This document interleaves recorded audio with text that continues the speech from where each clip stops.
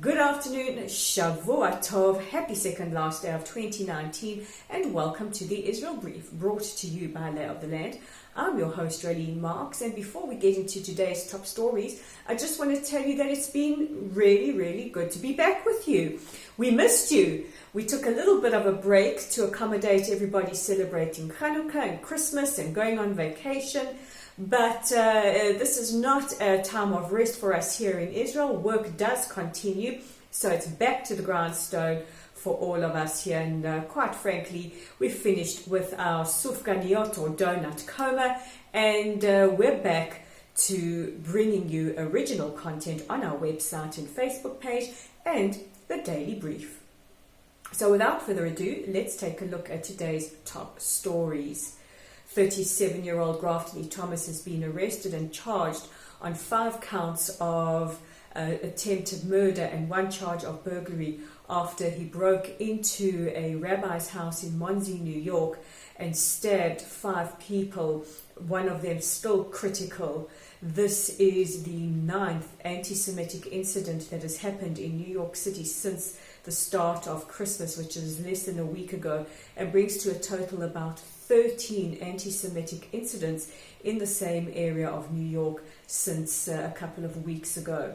It is an event that has made headlines around the world and absolutely horrifies and shatters Jews, not only in New York City, who are feeling increasingly under threat, but around the world, who are alarmed at rising anti-Semitism around the world, and especially in a place like New York, where there is such a high concentration of Jews, and the targeting of the Orthodox Jewish community is very alarming indeed. The governor of New York, Andrew Cuomo, called it domestic terrorism, but we are asking that it be called what it is, an act of vile anti-Semitism. A number of Jewish organizations have appealed for something to be done, whether it be an FBI task force or increased patrols in Jewish areas to protect Jewish citizens.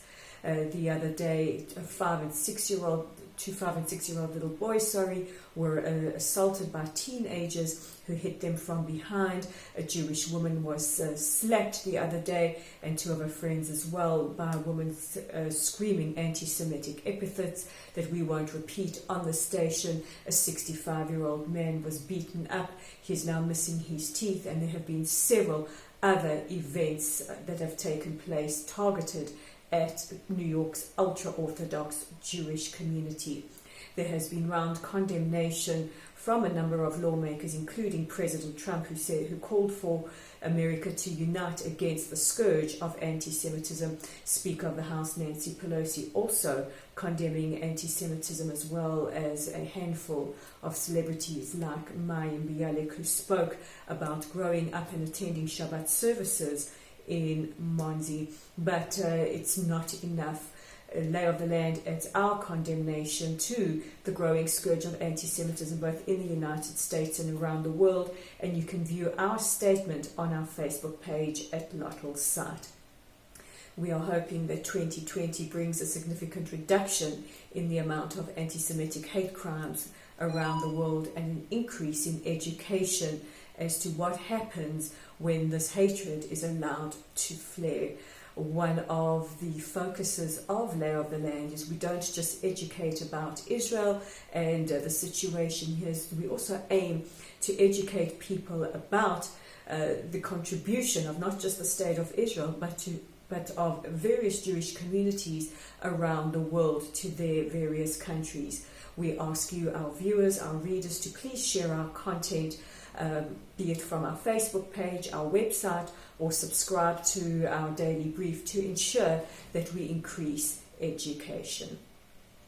In other news, a judge in Cyprus has found a 19-year-old British girl guilty of public mischief as well as lying. The 19-year-old girl accused 12 Israeli boys of rape a couple of months ago, and the judge said that she was not a credible witness, and also she possibly cried rape or made the allegations of rape against the young boys in revenge for them filming her committing a sex act. This is a crime that faces up to a fine of either €1,000 or a year in jail. And unfortunately for the young boys, and we can debate on how well that behaved they were, unfortunately for the young boys, they were tried in the court of public opinion before any verdict was read, and if there are developments to the story, we will be following them closely. And in the final news story of the day, Israel's cabinet has voted to suspend $43 million of taxes to the Palestinian Authority unless they end their pay for slave scheme. This is a proposal that was put forward by Israel's Defense Minister Naftali Bennett and is in line with legislation passed by the Knesset last year, which prohibits the paying of salaries to terrorists and their families who have committed acts of terror against Israelis. And it is in line with the Taylor Force Act in the United States, which also attempts to end aid to the Palestinian Authority if they do not stop their pay for slave schemes. One of the big issues, or one of the big questions we also raise, is imagine how much infrastructure, hospitals, schools, education programs could be built with this money instead of paying or encouraging an economy of terror. So these are the top stories making headlines in Israel today. We will be following the events in Cyprus as well as the events in New York City and bringing you your updates every day. Just a reminder, you can check out our original content online at our website www.layoftheland.online.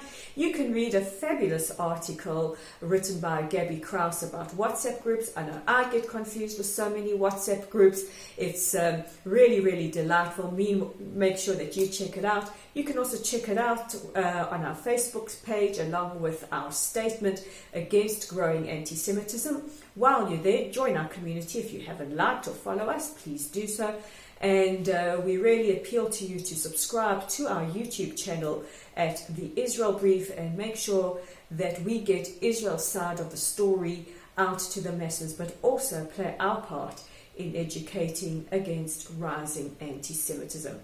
I'm Rolene Marks with today's edition of The Israel Brief. We'll chat again tomorrow.